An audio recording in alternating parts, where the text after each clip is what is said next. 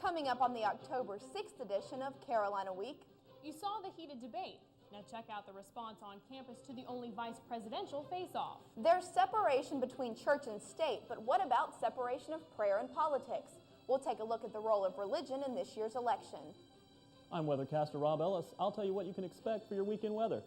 Plus your full Carolina Week sports report. These stories and more. Carolina Week starts now.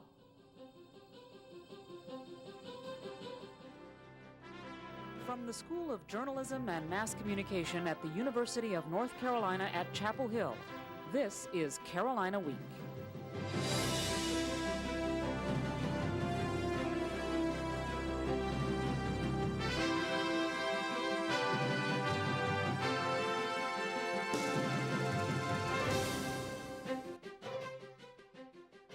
Good evening, I'm Lydia Garlikov. And I'm Amanda Eiler. Tuesday night's vice presidential debate is at the top of everyone's mind as people debate who won the face-off. Polls are mixed. And as reporter Dylan Field tells us, so is reaction on campus. Students gathered in the Union for the second time in less than a week Tuesday night to watch the one and only vice presidential debate. Vice President Dick Cheney and Senator John Edwards traded barbs on topics ranging from the war in Iraq. These are two individuals who have been for the war when the headlines were good and against it when their poll ratings were bad. To education. They said that they were going to fund their No Child Left Behind. $27 billion short today. College Republican and young Democrat reaction to the debate was predictably mixed. Clearly that the vice president won the debate. I was really happy with how Edwards performed in the debate. One thing both groups agree on is the importance of this debate and the one to come. In Chapel Hill, I'm Dylan Field, Carolina Week. You can watch the second presidential debate this Friday at 9 p.m. As the final push to register North Carolinians to vote gets underway, the focus here in Chapel Hill is on the importance of the 18 to 24-year-old voice in this year's election. Campus groups are making final efforts to register students in the pit, trying to get as many student voters as they can before this Friday's registration deadline. More than 7,000 people have registered in Orange County since early July. Poli-sci professor Tad Bile notes more student activism this year than in recent elections and thinks the majority of students aren't undecided. Very few that say, I don't know yet, I'm not sure, or I'm not going to vote.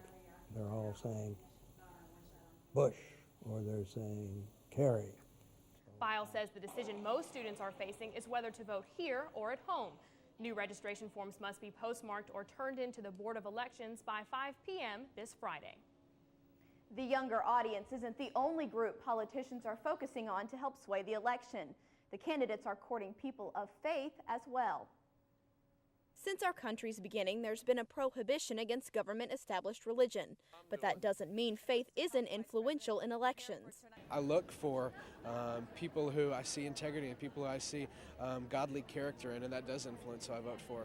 Baylor University graduate Joey Corona isn't alone in this thinking. According to a recent survey by the Pew Forum on Religion and Public Life, 68% of Americans believe a candidate's faith is important, while 37% are uncomfortable when candidates discuss their faith. Politics has always had a significant moral element, and it's really a question of whether these moral issues are issues that people care about. Issues like stem cell research, gay marriage, and even education all have religious undertones. As people think about this election and decide which candidates to vote for, that they ought to be looking at candidates full, their faith beliefs being one dimension. And in a close election with a deep partisan divide, how important is religion in the outcome? You have to see religion as a component, very important to some people, but it will not be the sole factor determining the election. Although religion isn't important to everyone, for people like Joey Corona, it helps determine which box to check on Election Day. Now, it might seem that religion is playing a larger role in this election, but experts say it's no more prevalent than it was in the 2000 election. From religion in politics to religion on campus, conservative David Limbaugh promoted his book and Christian activism in the law school Monday night. The college Republicans and the Federalist Society sponsored the guest with a controversial name. Limbaugh, brother to Rush Limbaugh, encouraged Christians to stand up for their beliefs and face what he says in his book are liberals trying to deny religious liberty. We are in a culture war, and I think, and the premise of my book is that Christians are the primary target of the secular culture warriors. Limbaugh also said President Bush is a prime example of a Christian being targeted for doing what he believes is right. Last year, the student body president race was shrouded in controversy. In an attempt to avoid a similar situation this year, Student Congress has revised the election code. Everyone, we're very sorry for the delays. We must postpone the certification of this election. We have a number of different allegations that we must investigate in order to maintain the integrity of this election. That was former Board of Elections Chairwoman Melissa Anderson announcing the delay in last year's SPP election results. This year, two proposals stick out. The first is an attempt to prohibit negative campaigning, while the second looks at how the signatures each candidate collects to run are counted and reviewed. At a public hearing Monday night, Board of Election Chairman Walker Rutherford said negative campaigning is difficult to define. We need to be more explicit about what it means, because I, as an average student, started to interpret causing injury to another candidate as critiquing that person's platform and saying that it might not be feasible. Congress will meet again Tuesday and is expected to adopt the proposed revisions to the election code. Despite previous contract difficulties with the band's Sister Hazel, CAA and the Carolina Union Activities Board have found a performer for the homecoming concert. Singer, songwriter, and pianist John Legend is scheduled to perform October 24th in the Alumni Center. Legend will give a solo performance as a kickoff for homecoming week. CAA officials declined to comment about the concert, but Performing Arts Committee Chair Arthur Abrams says the performance should be an excellent opportunity for everyone. We got him at a really good price, and we just felt that it would be a great exposure not only for him as an artist to come to Carolina, but for our campus community to get exposure to someone who's worked with some of the best of the best. Legend has worked with Janet Jackson, Britney Spears, Jay-Z, and is currently opening with Kanye West on the Usher Tour. Tickets go on sale Monday at the box office. Groups are filling the pit for a number of reasons, including improving race relations. Right now, one group, the Campus Y, is sponsoring Race Relations Week. There will be events every day discussing issues and problems. Today, a part of the Campus Y, Students for the Advancement of Race Relations, tries to promote awareness of the genocide in Sudan. SARR co-chair Stephen Lassiter says it's hard to gauge the impact the week's events will have on campus. We can't change anybody's minds in the short time of a week, but we sort of can't open that door to them to question some of the stereotypes that we all hold, question their own behavior. Wednesday night, there will be a political forum at 7 in the Great Hall. The Campus Y plans to hold a diversity week later on in the year. A view from the top. Is Chapel Hill's Horace Williams Airport on the endangered list?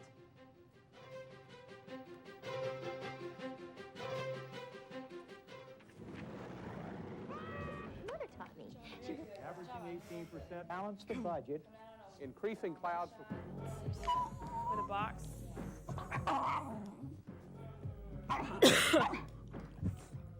Totally swallowed that last one.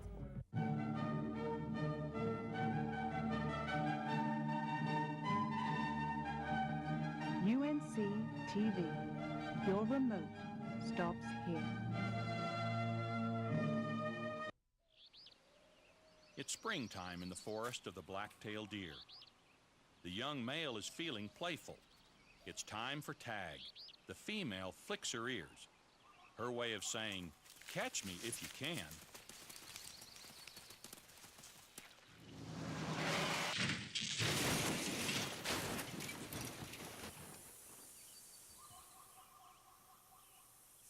The University of North Carolina leads the nation in affordable education. But with tuition costs on the rise, the university is continuing to look for ways to keep costs down for low-income students. Carolina Week reporter Chrissy Keck has that story. Carolina Covenant. It's a financial program that enables students from low-income families to graduate debt-free. For students such as Nayeli Losada, the Covenant provides more than just financial relief. It means an opportunity to actually come to college. And now, that opportunity will be available to even more students. Today, I'm very pleased to announce that we are raising the bar even higher to extend the reach of the Carolina Covenant. The university is expanding the program for families from 150% of the federal poverty level to 200%. Last year, in order to qualify, a family of 4 had to make no more than $27,600. Under the new guidelines, the same family can make up to $37,000 and still qualify. The adjustment will provide for about 120 new Carolina Covenant scholars. The scholars must also work part-time on campus in a work-study job instead of borrowing. The university meets the rest of the students' financial need. The Director of Scholarships and Student Aid says the expansion reflects Carolina's core values. We keep the doors of this place open. Open to students who otherwise wouldn't have the money to come here. And it's a promise that not only raises the bar for Carolina, but gives students such as Nayeli a peace about today and a hope for tomorrow. In Chapel Hill, I'm Christy Keck, Carolina Week. 7% of this year's freshman class qualified for the Carolina Covenant program. With the program's expansion, about 10% of next year's incoming class will be eligible. For most students, high school is already hard enough, but State Board of Education leaders are looking to add more requirements. At the board's monthly meeting Wednesday morning, leaders proposed adopting a statewide requirement for all high school seniors. The proposal would require all seniors to complete a specified number of volunteer hours. Some board members worry the requirement would be too challenging. How do we encourage them to stick it out and to graduate? Now, I don't want this to be another barrier for any young people. Some North Carolina schools already have a senior volunteer project in place. Volunteering isn't the only thing on the mind of school leaders. Local students might be spending more time hitting the track than hitting the books. Chapel Hill and Carrboro City Schools are drafting a plan to raise kids' heart rates. The school system wants to increase the amount of time per week that students have pulse-quickening exercise. They also want to standardize the amount of time students participate in PE classes. The new plan could add as many as 19 new physical education teachers across the system. Some Chapel Hill residents don't mind going the extra mile for fitness. On the 8th annual Walk to School Day, children, parents, and their pets took some extra time out for exercise. The group Go Chapel Hill partnered with Ephesus Elementary School to participate in this international event. Ephesus made 3 walking bus stops so people could have places to meet to walk to school, and had a celebration with refreshments for all the participants. Event coordinator Greg Bell says walking to school should be an everyday event because it's good for the whole family. For the parents, it gives them a chance to meet their neighbors, to build community, to have a shared activity with their kids. To me, it's just so much more pleasant than cramming them in the back of the car and hurry, hurry, hurry, get to school, get out. About 150 children participated in the event. Go Chapel Hill organizers say this is a great way to promote health, show kids safe routes to school, and encourage more physical activity. It's been quite a while since Carolina basketball could claim to have national champions walking across campus. But Wednesday, the 1957 men's basketball team was on hand for the rededication of Woolen Gym. If rivers have a soul, gymnasiums have a spirit. Pieces of Woolen Gym's Spirit or Old Championship floor are available for purchase for as little as $20. And some students jumped at the opportunity to own a piece of Tar Heel treasure. It's just memorable. I figured it would be a pretty good investment. I could stick it in my house one day and remember back whenever I saw all these great athletes come back almost 50 years after winning a national championship. The gym was packed with fans of the great Tar Heels of yesterday, and the starting 5 didn't mind hanging around for photo ops and autographs. The Horace Williams Airport has been at its current location for more than 60 years. But like many small airports across the country, Horace Williams might have to close. Carolina Week's Joe Mott takes a look at the consequences of shutting it down.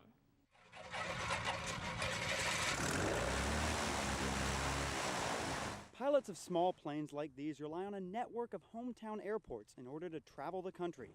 Like many small airports, Horace Williams in Chapel Hill is under the gun. Initial university expansion plans for Carolina North included closing the airport. Chapel Hill, the pipe cup's taken off. Bob Epting lives in Chapel Hill and frequently uses the airport. I'm an environmental lawyer, and I have business that I can do across the southeast because of these planes and this airport. Fortunately for Epting, after Chancellor James Measer announced the closing of the airport in May of 2002, airplane advocacy groups pushed the legislature to enact a law halting the destruction of the airport until another is built nearby. But Epting says he disagrees with the logic of moving the airport. And to think about spending $20 million to replace this airport with another one within 5 or 10 miles is, I think, just astonishingly bad judgment. But Vice Chancellor for Economic Development Tony Waldrop doesn't believe the university needs the airport. We don't believe that it's that critical. We have an airport that's very close by. In fact, close as most airports are to major universities. But many say the university is not to benefit. A walk through the yard at Horace Williams shows a relatively small number of planes, but the planes and the airport are part of a larger picture. 5 Foxtrot Whiskey, if you catch me before I catch you inbound, please let me know. Thank you. The Wings of Carolina Flying Club used to be based at the Horace Williams Airport, but the university didn't renew its lease in 2001, forcing it to move to the Sanford Lee County Airport 30 minutes away. Roger Roweeder is the president of the club, and he doesn't take airport closings lightly. And for any transient pilot going by, it's one less place that they can safely put the plane down.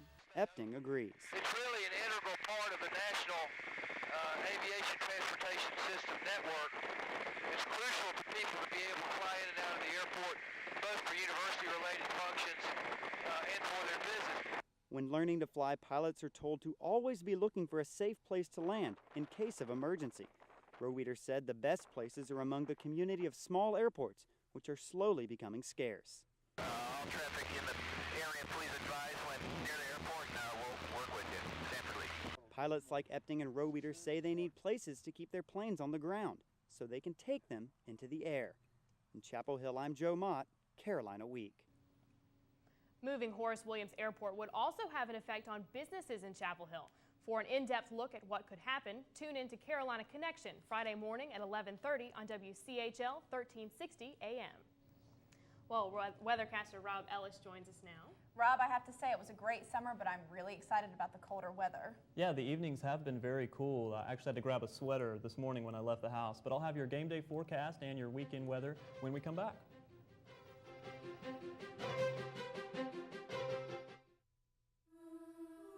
These kids are in trouble. They're not getting high on drugs or stealing. If they were, you'd do something about it right now. But why is it almost half of all parents who suspect their child has a problem learning wait a year or more before getting help? Why? Kids with learning disabilities are smart. They just learn differently. Call now. The sooner you get help, the better the chance your kid has.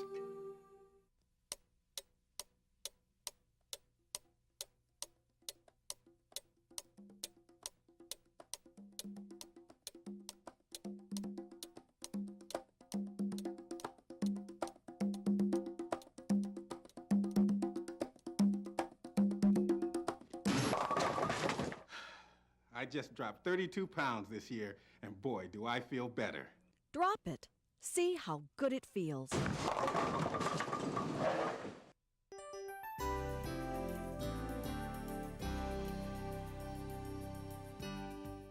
Hi, and welcome back to Carolina Week. I'm weathercaster Rob Ellis. Let's go ahead and take a look at our weather headlines. Those clear skies that we've been seeing most of this week is going to continue into the weekend.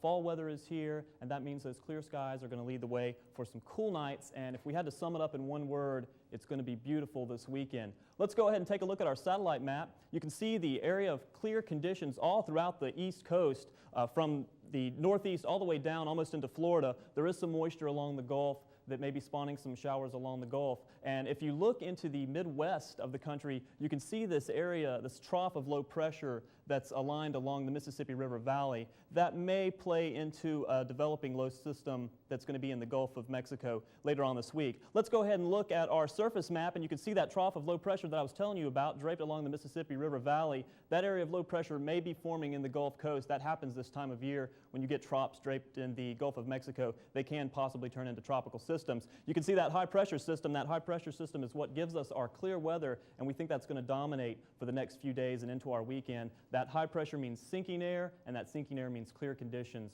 for our weekend. Let's bring it back to the Chapel Hill area and see what's going to be happening for our 4-day forecast. You can see our temperatures on Friday are going to start off about 79, But because we have those clear skies, all that heat is going to escape in the evening, and we're going to see temperatures in the low 50s through most of the forecast period. On Saturday, expect a high of 78, low overnight around 51. That'll continue into Sunday. We do see a slight cooling trend on Sunday as our temperature only gets up to about 71, and that'll continue into Monday with our low overnight 51. So maybe you're heading to the beach. The temperatures are going to be a little bit warmer, just a tad warmer. High Saturday 78, and then Sunday 74. Lows through the period are going to be in the mid-50s. If you're heading out to the mountains, maybe pack an extra blanket or throw an extra log on that campfire if you're going camping. High of 68 on Saturday, lows in the 40s throughout this period. And let's take a look at our game day forecast. It's going to be kickoff at 6:05. We're going to see clear skies. You're going to be able to look down into Kenan Stadium and see lots of Carolina blue and perhaps some Wolfpack red in there. But it's going to be very clear, and it's going to be a nice game day. Hopefully not too much Wolfpack red. Thank you, Rob. No problem. Ann Sexton joins us now with sports. And, you know, even though it's still football season, I'm already looking ahead to basketball. When does the season start for the Tar Heels? I'm really excited too. Actually, basketball season starts October 15th. Late Night with Roy. It's the first practice that the NCAA will let the basketball team have, and it's at midnight. So hopefully you guys will be there. Of course, So definitely. coming up on Carolina Week Sports, a lot of things might be up for debate nowadays, but one thing's certain. Carolina basketball is back. Stick around. You know you don't want to miss Carolina Week's countdown to Midnight Madness.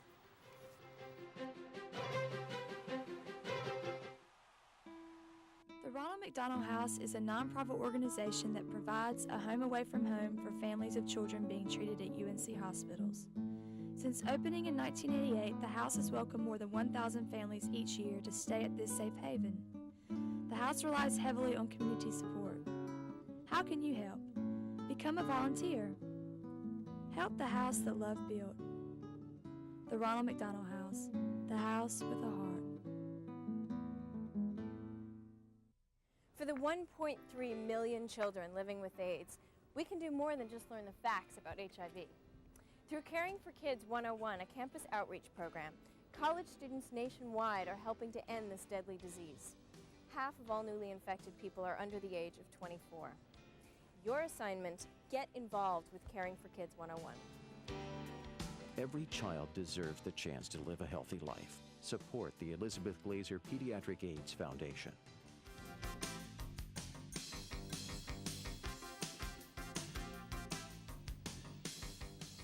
Welcome back to Carolina Week Sports, where there's never a shortage of madness. I'm Ann Sexton. With Midnight Madness only 9 days away, rumors of a basketball national championship are being heard around campus. But sports reporter John Leggett tells us why there is potential for those whispers to become primal screams by the beginning of the season. There's an old saying that goes like this: the only thing that potential means is that you haven't accomplished anything yet. Well, the Tar Heel basketball team has accomplished something, but not by Carolina standards. Last year's loss in the second round of the NCAA tournament to a deeper and more experienced Texas team showed the potential the Heels have of being great. The Heels return every scholarship player from last year's squad and add McDonald's All-American Marvin Williams. With Raymond Felton running the point, Melvin Scott stroking the outside shot, Rashad McCants, well, being Rashad McCants, Jawad Williams and Sean May hitting the boards, these players have the potential to be great. But do they have the potential to be a great team? As the only team in the country to beat national champion Connecticut and runner-up Georgia Tech, of course they do. But unforgivable losses at Clemson and at Virginia make you wonder if this team has what it takes to go all the way. There were whispers of a national championship almost 7 years ago when the Heels had now NBA stars Vince Carter and Antoine Jamison. But even they couldn't bring a national championship to Carolina. This year's basketball team has the potential to be great. But then again, we all know what potential means. In Chapel Hill, I'm John Leggett, Carolina Week Sports. Speaking of potential, which is what high school recruits are until they step on campus, Carolina's 2005 recruiting class is taking shape. The Heels have gotten commitments from 4 of the nation's top 50 players: Bobby Frazier, Marcus Ginnard, Danny Green, and Tyler Hansborough. Carolina isn't done yet, though. 2 Tar Heel recruits haven't decided. The nation's top center, Andrew Bynum, will be on the hand for Midnight Madness, although he's leaning towards UConn, and Richard Hendricks will decide between Carolina and Alabama in the next few weeks. It's not the $6 burger, biscuits and gravy, or the slammer with cheese. UNC Field Hockey's Rachel Dawson is on the menu as Hardy's Carolina Student Athlete of the Week. The sophomore midfielder pulled out all the stops for Carolina during Saturday's win against number 2 ranked Wake Forest, the first W against the Deacs since 2000. Her defense held Wake scoreless in the second half and 2 OT periods to help UNC hold tight to its number 1 ranking. Dawson's goal and assist against Radford on senior night also helped her earn the honor of ACC Field Hockey Player of the Week. But the fight isn't over yet for number 9 and the Heels, who have a second matchup against the Demon Deacons on Sunday without home field advantage. NC State has a little bit of a problem. Students there think that just because the arena's red, they own it. But Carolina strolled down I-40 to show the Wolfpack whose house it really is. Molly Piles introduced herself with a spike to the corner. Apparently she made a State fan blush. Meg Eggert reinforced with a nasty serve. And State's looking a little bit lost. Piles dropped in a sneak attack here with a soft touch, and State gets tripped up. But don't be mad, she tried her best. Caroline DeRock realized it's time to protect her new house. And there she goes. Oh wait, she's got to dig it. Even though Carolina owned the court, senior captain Katie Wright says she had fun with the State fans. It's a good atmosphere because there are times in Game 3 where I could just hear the whole crowd roaring, especially when they get a couple good kills and blocks. Like, the crowd goes nuts and it creates a good atmosphere. Despite the rowdy crowd, Carolina stole the match in 3 straight games and moved to second place in the ACC at 5-1. So you went to the volleyball game and want more State-Carolina action? Well, you've heard of the Red River Shootout between Oklahoma and Texas. Will Saturday's football game be the I-40 shootout? The biggest football battle in the state happens Saturday when NC State visits Kenan Stadium. There's no question the Wolfpack fans will show up, but will the defense? The Heels D is 107th in the total defense and gives up nearly 36 points per game. With a chance to get back to 500, it's going to take more than offense to get a win this week. Coach John Bunting needs his defense to disarm all of State's weapons to avoid a shootout. We have to get hats to the football. We're going to try to limit the explosive plays in order to compete with NC State this week. Well, Amanda, I noticed you're wearing a red shirt. I don't think that's going to work on Saturday. Definitely won't. I already have my Carolina blue picked out. No worries. Sounds good. Thanks, Ann. Thanks, Ann. A lucky number or a lucky ticket. Somebody's a whole lot richer here in Chapel Hill.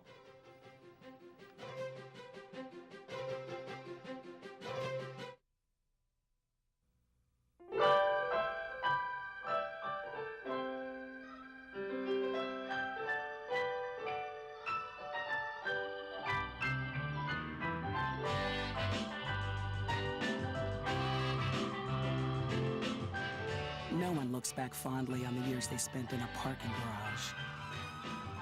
When we lose a historic place, we lose a part of who we are. Help protect historic places in your community. Visit nationaltrust.org. If you have a story idea, contact Carolina Week at 843-8292. You can also visit us online at carolinaweek.org. If you have questions about this program, write Carolina Week at Campus Box 3365, UNCCH, Chapel Hill, North Carolina, 27599. Winning the lottery isn't impossible, even here in North Carolina. And sometimes your luck is just too good to be true. 65-year-old Richard Farrington isn't only the chef at Lambda Chi Alpha Fraternity, he's also a lottery winner. Farrington recently won $500,000 in the BC's $1 Million Lottery. He says he thought his luck was too good to be true. I started shaking because I said, God, after I saw the check, when I opened the mail, when I sit in my car and opened the mail, then the check, when I opened the letter, the check fell. I said, God, that looks real. Farrington says despite his new wealth, he won't quit his job anytime soon. I can tell you one thing, my luck's not that good. I don't think so, but the boys in that fraternity, those guys, their luck is really good to have him stay on. I would say so. And speaking of luck, I'm hoping that the football team has some luck this weekend. It looks like the weather's going to be great. Fantastic game. Looking forward to it. Yep, should be a good one. That does it for this edition of Carolina Week. Thanks for watching. Good night. Good night.